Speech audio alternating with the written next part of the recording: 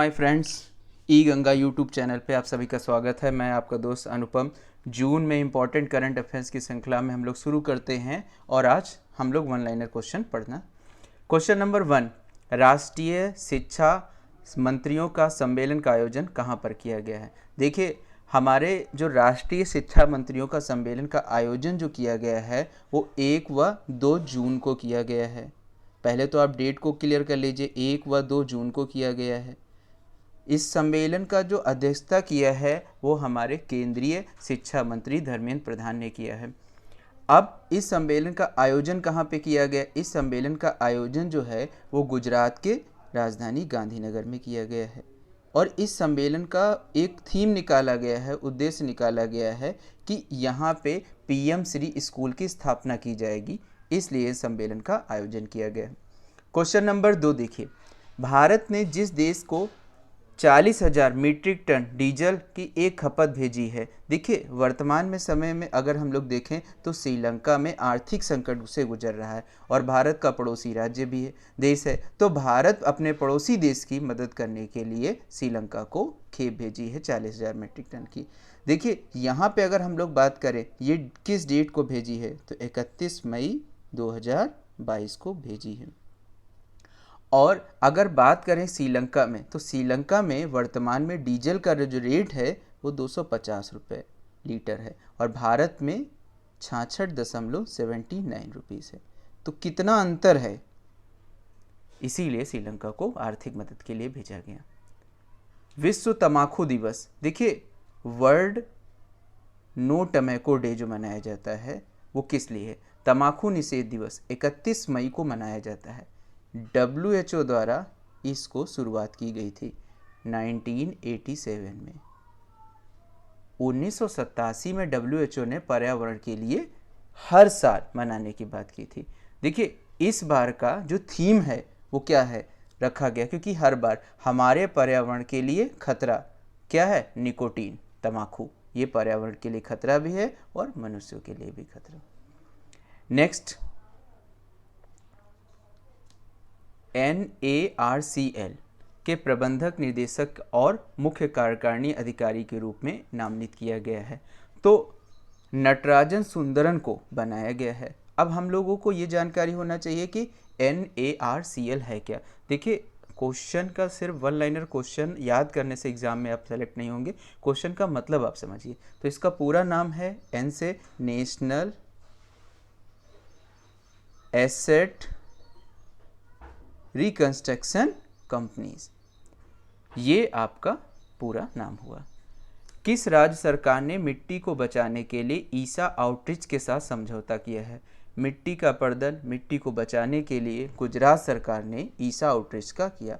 तो ये कहाँ से किया है? गुजरात ने किया है। तो गुजरात ने पहली पहल किया है और वहाँ के मुख्यमंत्री के द्वारा एक प्रभावी स्कीम के रूप में जानी गई।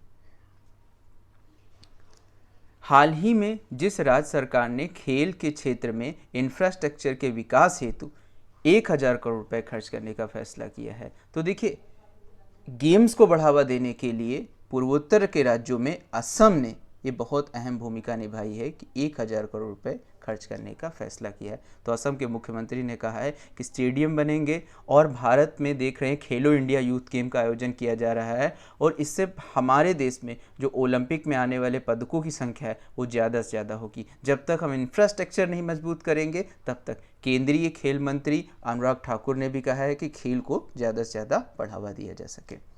क्वेश्चन नंबर 7, जिस राज्य के मुख्यमंत्री ने हाल ही में किस राज्य को राजीव गांधी खेल रत्न अवार्ड फिर से दिए जाएंगे? देखिए, राजीव गांधी खेल का एक सर्वोच्च पुरस्कार था जिसको अभी भारत सरकार ने मेजर ध्यानचंद अवार्ड के रूप में दिया जाना शुरू किया है। अभी वर्तमान में राजस्थान सरकार में अशोक गहलोत सरकार ने कहा है कि राजीव गांधी खेल रत्न अवार्ड फिर से शुरू किए जाएंगे। तो ये एक अगर बात की जाए तो एक पर्टिकुलर राज्य ही कह रहा है, क्योंकि राज्य में वहाँ पे कांग्रेस की सरकार है और केंद्र में हमारी भारतीय जनता पार्टी की सरकार है। तो अब बात होती है कि राजीव गांधी खेल रत्न अवार्ड राजस्थान ने पर्टिकुलर अपने लिए कहा है। तो अगर ये क्वेश्चन है तो ये क्या है? कंट्रोवर्सी वाला क्वेश्चन है, एग्जाम में से क्वेश्चन पूछे जा सकते हैं। Formula 1 F1 grand fix circuit D Monaco 2020 किसने जीता है? तो देखिए, ये जो प्रतियोगिता का आयोजन होता है हर साल होता है, और किसने जीता है? तो जॉर्जिया प्रेस ने इस प्रतियोगिता को जीता है, ये विनर हैं, इनका नाम। प्रधानमंत्री सुरक्षा बीमा योजना की संशोधित प्रीमियर दर क्या हो गई है? देखिए, प्रधानमंत्री सुरक्षा बीमा योजना की अगर हम लोग बात करें तो ये भारत सरकार द्वारा सभी कॉमर्शियल और वाणिज्यिक बैंकों में 9 मई, डेट याद रखिएगा, वर्ष 2015 में सरकार ने शुरू किया था। जब सरकार ने शुरुआती दौर में शुरू किया था तो 12 रुपये वार्षिक प्रीमियम के साथ इसका प्रीमियम जमा करना होता था। ऑटो डेप सुविधा थी, 2 लाख रुपए का इसमें क्लेम मिलता था। अगर किसी व्यक्ति ने इसका इंश्योरेंस करा रखा है तो 2 लाख रुपए को उसको क्लेम की सुविधा उपलब्ध थी। तो ये शुरू की, अभी सरकार ने इसको बढ़ा दिया है और 20 रुपये कर दिया है। तो ये अब ध्यान रखिएगा कि इसकी दर को कितना कर दिया है, 20 रुपये कर दिया है। केंद्र सरकार ने अगले जितने सालों में कम से कम 81 कोयला संयंत्रों की बिजली उत्पादन में कटौती करने की योजना की है। तो ये केंद्र सरकार ने कितने, 4 सालों में, उन्होंने कहा है कि 4 सालों में ये करेंगे। कि भारत सरकार ने एक निर्णय लिया कि वर्ष 2070 तक की हम कोयले के उत्पादन में जीरो नेट, मतलब कि जितना कार्बन डेंसिटी है वो कम कर देंगे। तो इसलिए 4 सालों में अभी इन्होंने लक्ष्य रखा है।